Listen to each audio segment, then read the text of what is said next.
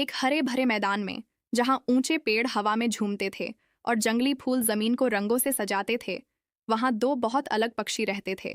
टुकी, एक खुशमिजाज नीला तोता, और नीनो, एक शर्मीला छोटा गौरैया। टुकी को बातें करना बहुत पसंद था।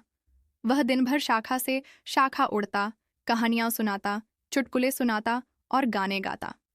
नीनो बिल्कुल अलग था, चुपचाप रहने वाला, बादलों को निहारने वाला और धीरे धीरे गुनगुनाने वाला।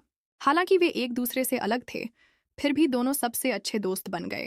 हर सुबह टुकी नीनो के घोंसले पर उड़कर आता और चहकता, गुड मॉर्निंग सनशाइन।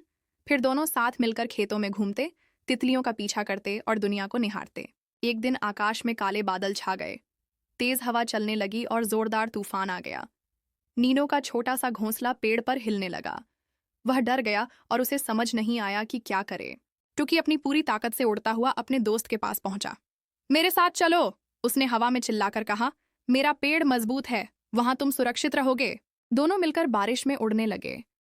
टुकी ने अपने एक पंख से नीनो को ढक लिया ताकि वह भीग न जाए।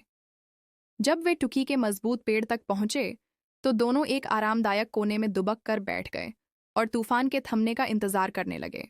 जब बारिश थमी और सूरज की किरणें बादलों से झांकने लगीं, तो नीनो ने टुकी की ओर देखा और धीरे से कहा, धन्यवाद।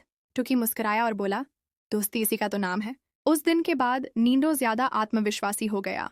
अब वह भी अपनी कहानियां सुनाने लगा और टुकी बड़े ध्यान से उन्हें सुनता।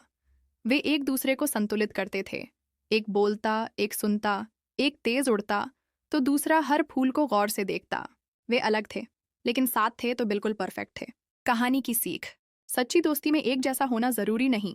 जरूरी है दया, विश्वास और जरूरत के समय एक दूसरे का साथ देना।